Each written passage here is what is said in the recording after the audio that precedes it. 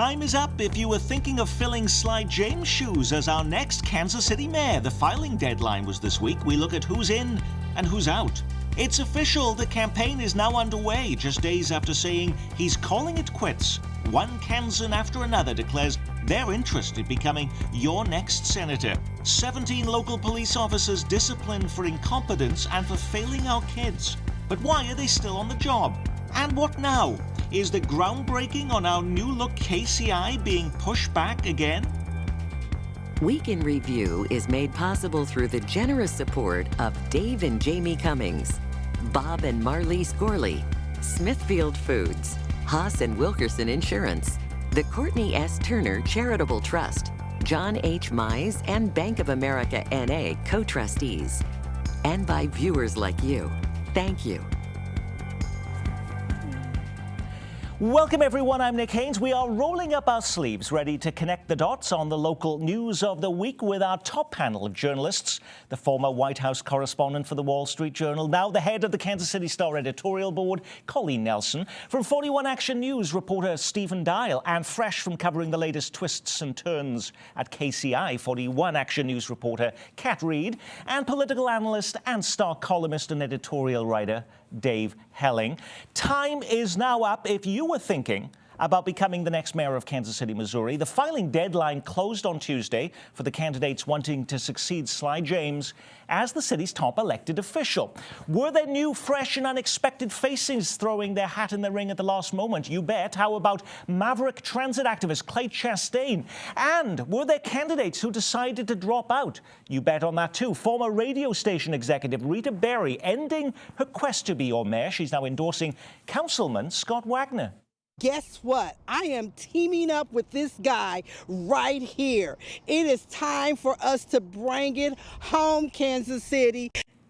Alrighty, if two heads are better than one, is Scott Wagner now being propelled into the upper stratosphere of candidates running for your mayor as a result of that endorsement? I wouldn't say propelled, but the Northland vote will be important. A lot more people are moving to the Northland. A lot of priorities are shifting there, but I also think whoever it will be, the two that will come out on top of the most votes, the African-American vote will be important, and that'll be something to look at. I would point out that so far his fundraising game hasn't been exceptionally strong, but I do think he's gaining more traction despite having raised less money than a lot of the other candidates. It was always something that was so far away. Now it's really just over 11 weeks away. Are we any better in understanding, who may be those two candidates who get propelled past the finish line in the April primary election, Dave? The quick answer is no. The field is still as wide open as you can think it to be. Scott Wagner is clearly in the top tier because of geography to some degree. He's the mayor pro tem. That's helpful. But keep this in mind, Nick. Kansas City has not elected a sitting council member as mayor since 1991. So it's really hard to get a good feel for the field when you have outsiders. It's a wide open race. And given that information, that's good news for Clay Chastain, who hasn't been a city council member for Colleen Nelson. Clay Chastain has been a lot of things, but a city council member is not one of them. And also a Kansas City resident is not one of them. He told the Star this week something that we all know, which is that he spends most of his time in Virginia. His job is in Virginia. His family is in Virginia. And he claims that he's a part-time Kansas City resident and would move here if elected mayor. It's important to note that you're required to live in Kansas City to be mayor. He says part-time is good enough. But you mentioned, and I thought it was a really interesting article in the Star about the fact that actually nobody checks on this. There's no body that is going to look at whether you've had a felony conviction where you paid your taxes or whether you were living here. There is a mechanism for sorting that out, and that is a candidate who feels that an opponent has a problem has to take that candidate to court, and it gets very difficult, expensive, so it doesn't happen very often. We think editorially that's a mistake, that someone should at least do a basic vetting of candidates to make sure they meet the minimum qualifications. I'll say really quickly, someone to be on the lookout for is Phil Glenn. After one or two of those forums that some of the candidates had, a lot of people walked out of there saying, I didn't know who this guy was, but I liked what he was saying. So that might be someone on the outside of the city council plethora of people. I always think for the same reason that Steve Miller, who was the attorney, who was actually getting a lot of fundraising money coming in from some very large names in our community who may be an unexpected choice as well. One thing, though, about Steve Miller, I did a story last year about the candidates who hadn't voted in some recent elections, and Steve Miller's name was one that came up. He missed a couple of local elections, which, does beg the question, how important have these local issues been to you? And, he said that he's a busy attorney and he may have been out of town. That was his answer for why he missed Maybe them. he was in Virginia. We just don't know. Here internally, we said in this mayor's race there would be 3 big issues, and this is going back in time as we were planning this, thinking about affordable housing being important, tax incentives, violent crime. It seemed highly unlikely a year ago that the airport could still be a dividing issue in this race, but with no agreement and still so much up in the air, this could play an important role in how voters size up the race. Kat Reid, you report this week that 14 months after the public voted to approve a new single terminal, there is still no agreement between the developer, the city, and the airlines. This from your report? It seems like we're getting a little more pregnant each time, but we're not actually getting to a point where we actually have a baby. We should all be wondering what's going on. Do we have an agreement? Do we not? Where are we? And I think that sort of anxiety is rising more and more with each delay. Okay, the last time we discussed this issue was last month in December. At that time, it was said that the groundbreaking of this will happen anyway in January. Is that changing too, Kat?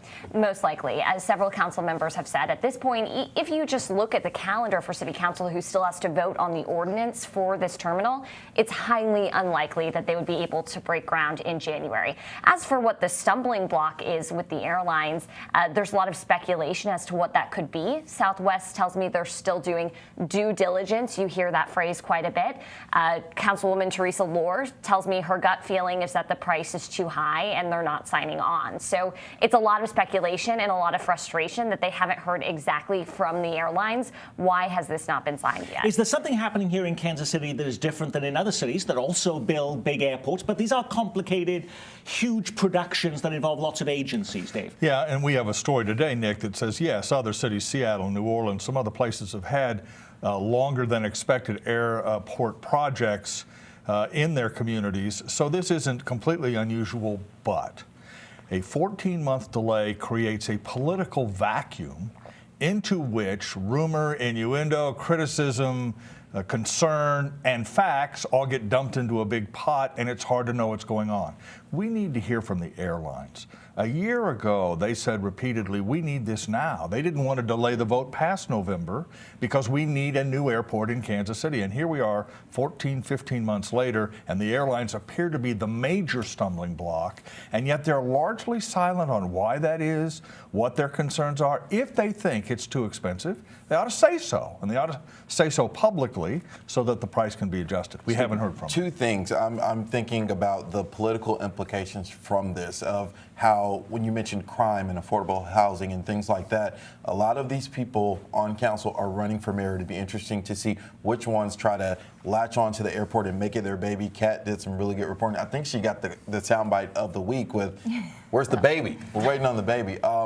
Of how many council members are going to latch onto the airport and start. We kind of saw some infighting yesterday about Jermaine Reed saying, I was talking to the airlines. Like, I think some people are going to start really. Isn't it conceivable that one candidate, though, could decide that we need to rebid the entire airport and think that was going to be a successful campaign gambit, Colleen? Oh, absolutely. And that's a low rumble that we've continued to hear throughout this. And because not everyone on the city council agreed with selecting Edgemoor as the developer, not everyone on the city council agreed with this process, this has been something that's kind of been in the backdrop throughout this whole process. And so while we haven't reached the point of panic yet, there's this building frustration. And so in a crowded mayoral field, you certainly could see one candidate say, I'm going to separate myself from the rest and say, this isn't working, Edgemoor's not getting the job done, let's start over, or let's go back to Burns and McDonnell. Just quickly, the stakes for Jolie Justice are very high. I mean, she's the chairperson of the airport committee.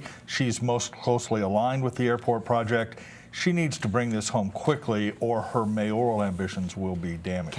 And I will point out, Councilman Lucas said at this point, this issue doesn't look good for anyone who's currently on city council. So I think we'll start to see some movement soon. The frustration is reaching a breaking point. And, that's been said in the past, so people are frustrated, but now it really feels different, like we're going to start seeing some movement. By the way, if you missed the filing deadline to run for mayor, there's still hope for you. What about running for the Kansas City, Missouri School Board? All 7 seats are up for grabs this spring, and Tuesday is your deadline for filing the paperwork declaring your candidacy. Should we be happy that we don't hear much about the Kansas City, Missouri School District any longer? Is that a signal that the district is on a positive path and board drama is a thing of the past, Colleen? Well, the short answer is yes, in that we've seen improvements in the Kansas City public schools. And so the fact that they're not in the headlines for bad news is a good thing. And they've certainly made progress. They're on the cusp of hopefully getting full accreditation. But it is bad that we're not talking about these important school board elections and they're kind of below the radar. It's important to note that the entire school board is going to turn over by virtue of a state law that forces them to redraw the districts, have a smaller school board. And so if people aren't paying attention, it's possible that groups with a particular agenda could take a lot of seats on the school board. And so this is an important election that people should be paying attention to. Captain Stephen, if I track your station, I seem to see more negative stories currently coming out of the Shawnee Mission School District than I ever do about Kansas City School District. That's a huge shift. That is a huge shift. I think that there needs to be more attention paid to Kansas City public schools still. Every school district should be getting coverage because we're there to be watching what's going on. It does seem, though, like those headlines have shifted. And one thing really quick that hasn't been talked about as much, the delay in the test scores. I talked to Dr. Bedell, the superintendent for KCPS, and they're trying to get fully accredited. And then the state says, well, this is a new test. There's a delay. And so the time that it's taking to see what is working and what is not working is also an issue. And one of the reasons, Nick, that you see less about the Kansas City district is that it's smaller than it used to be, and a lot of parents send their kids to charters or other places to go to school for their education. We had a chance this week to meet with the mayor for about 2 hours to talk about the pre-kindergarten issue on the April ballot. And obviously, he supports it. And we asked him, what do you think about the state of Kansas City schools beyond kindergarten? And he was generally positive, but he pointed out something very important.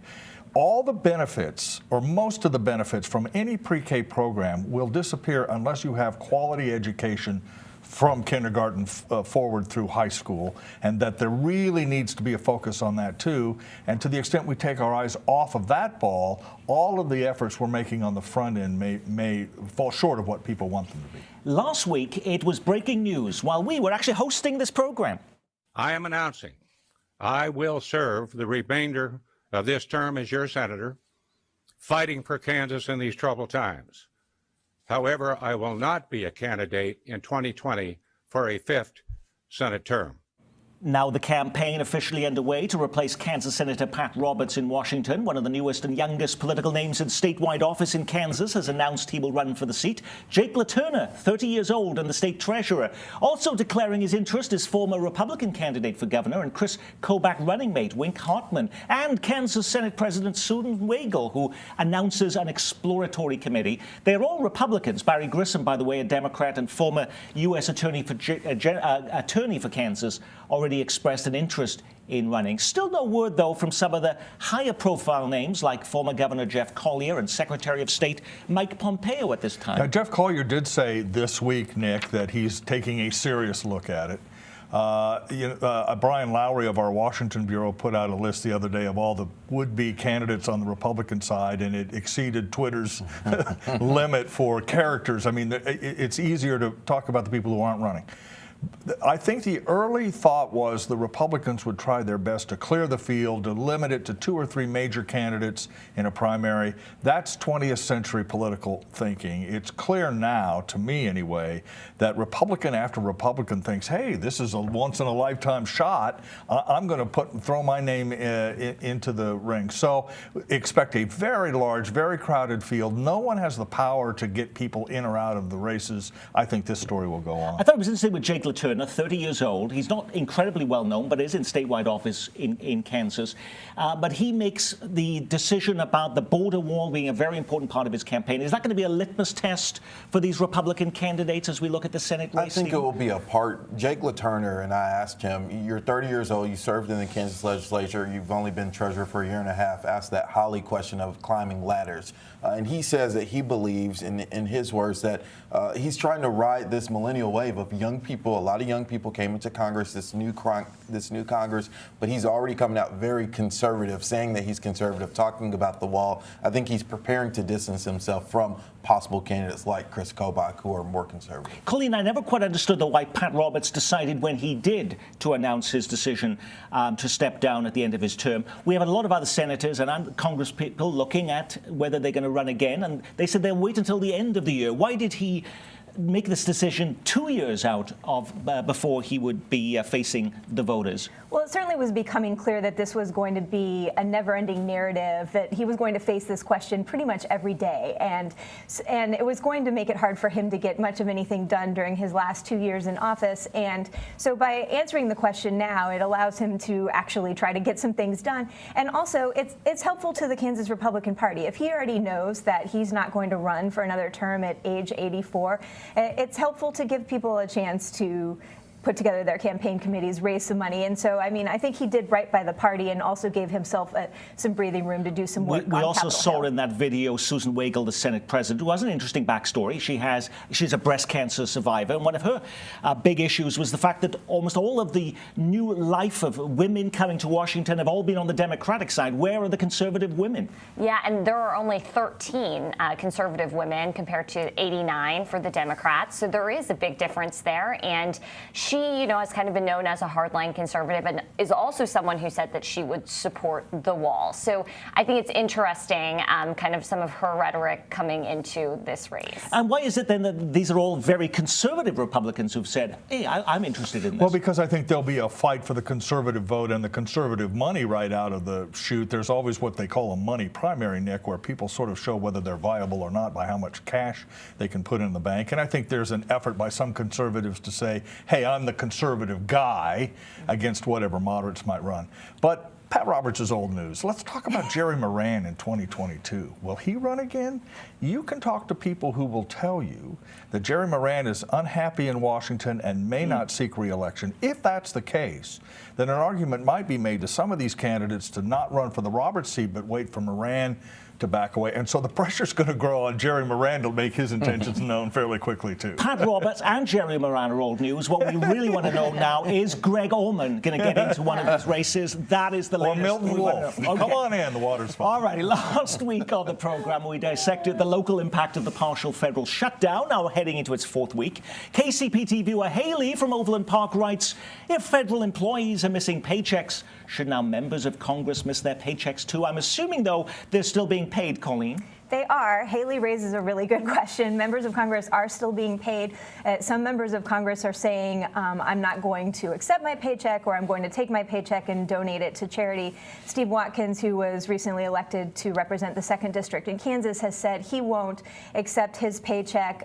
He and his father were able to pretty much self-fund his campaign, and so I'm not sure how much he'll feel the pain of not getting his paycheck from Congress, but at least he's making a show of saying, don't pay me. Hey, and thank you for the lead-in. Here is his video that he made himself showing you why he doesn't want to accept that paycheck. Hi there, Steve Watkins here.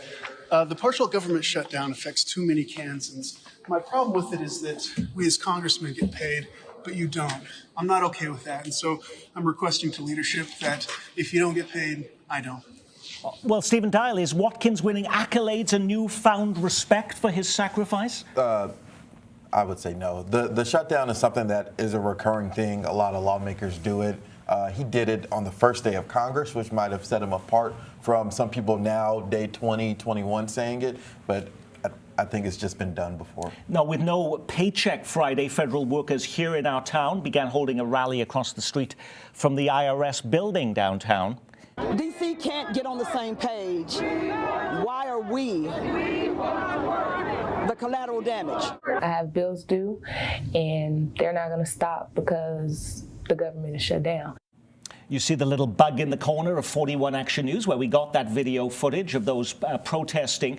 Did we learn anything new from these federal workers here locally that we haven't heard before? We didn't learn anything new, but it's the aspect, especially from all of us at this table, it's hard to talk to a federal employee, especially on camera. And so with them getting to the point where saying, today is the day I'm not getting my check, I want to talk. A lot of them were union members. I also talked to one that was currently working without pay. And so that's a different aspect of those who are just sitting at home without pay, having to have gas and babysitting to go to work, and you're not getting paid.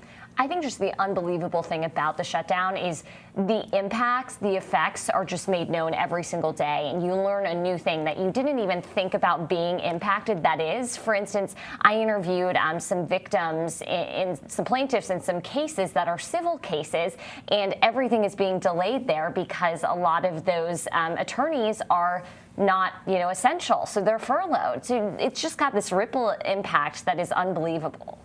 Cast your mind back to this very week last year. What was happening? And why were every major network and cable channel camping out in our neck of the woods?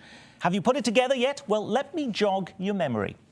A rising political star is caught in a cheating scandal. Republican Missouri Governor Eric Greitens now at the center of a sex scandal. There was no violence. There was no threat of violence. There was no blackmail. There was no threat of blackmail. It was the story that dominated the headlines for half of last year. Now, exactly 1 year later, Greitens is out of office. But other than voluntarily resigning the governorship, was he ever held accountable for the multiple charges and counter charges leveled against him, Colleen? He wasn't. It's fascinating because he was charged with multiple crimes. Eventually, those charges were dropped as he resigned.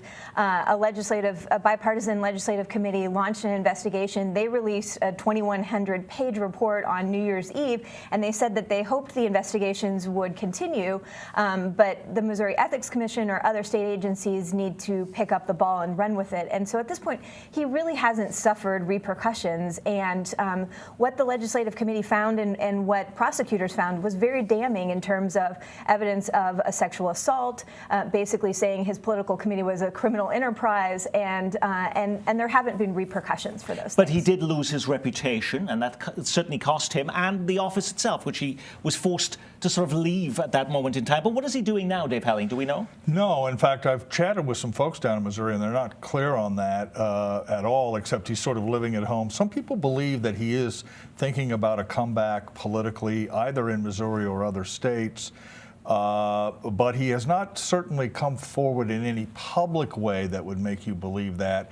And the truth of the matter is, and we learned this about a year ago at this time, Nick, that Eric Greitens has few friends politically who might speak for him. You know, you don't hear people saying, hey, maybe he deserves another chance, or maybe he was railroaded a little bit. You certainly don't hear that from mainstream Republicans. Until you hear that, his future is cloudy indeed. And you do hear a frustration from the lawmakers who were involved in the probe in Jeff City who say, we need this to be investigated further. We did this work. He hasn't been held accountable. So you do still hear the want for something more to happen. 2 years ago, it was a front page story, and it could be summed up in one word: incompetence. Nearly every member of the Child Crimes Unit of the Kansas City Police Department suspended after it was revealed the unit failed to properly investigate thousands of cases of rape and abuse involving children, with some detectives doing no work at all. Now this week, an announcement: 17 officers have been disciplined. I'm disappointed because I know we are better than this. On behalf of the Kansas City, Missouri Police Department, I want to apologize to the children and families who did not receive the service they should expect from us. Just to refresh your memories, according to a Star story at the time, child abuse cases were so mishandled, many of them sat idle for months, with 50 idle for more than a year, including a report of a 4-year-old girl who had been raped and infected with a sexually transmitted disease. And it's unclear in the police chief's remarks this week whether any police officer was fired over this. 17 disciplined and 7 have left the department. Is that because they were let go or left of their own steam, given how long this investigation has gone on?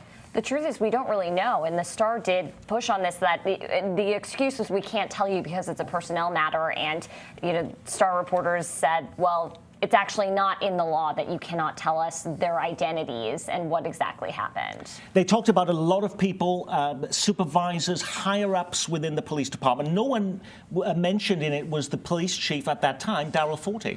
Right, and that is the subtext of all of this, Nick, that somehow the chief of police, Darrell Forte, somehow didn't supervise this unit properly, or that there were obvious signals that something had gone wrong that he chose to ignore. We haven't heard from the now Sheriff Daryl Forte about these concerns. But that was really, as I say, the undercurrent of all the announcements this week, and some explanation as to why it took so long to get to this. So this has been a 2-year investigation. Are we any the wiser today, or should we be more confident as members of the public that the police department now has a handle on this issue today and is dealing with those cases in a more effective manner, Colleen? Well, clearly some changes have been made. As you noted, they've installed an entirely new staff in this department. They've made some procedural changes. And so talking to child advocacy groups and folks who work with the police department on that, they say they've seen signs of progress, but is it enough? And there are still questions about why this investigation took so long, whether the punishments were sufficient, because as Kat noted, we don't know exactly who was punished and how. And so there's still unanswered questions here, and I think we shouldn't lose the shock factor here. I mean, this was a jaw-dropping mishandling of cases that were terrible crimes against children, and the police department dropped the ball in so many different ways. As we talk about shock factor and stories that have significance, I wanted to end with the fact that after more than 30 years, one of the most prominent psychiatric hospitals in Kansas City is now shutting its doors. Two Rivers Hospital, with its 109 mental health beds, going away at a time when we're told all of the time that mental health is a problem. We can't have enough providers. I was surprised this didn't get much more attention than it did. Well, to a certain degree, although that particular facility has been controversial, as you know, for years. But mental health treatment remains an issue, Nick. Medicaid expansion in Missouri and Kansas is directly tied to the ability of providing mental health services. That will be a big issue in 2019. And that is our Week in Review. Our thanks to our news reviewers from 41 Action News, Stephen Dial, and from the pages of your Kansas City Star, Dave Helling, leading the Star editorial board, Colleen Nelson, and hitting the streets on all manner of important stories for 41 Action News, Kat Reed. I'm Nick Haynes from all of us at KCPT. Thanks for spending part of your weekend with us.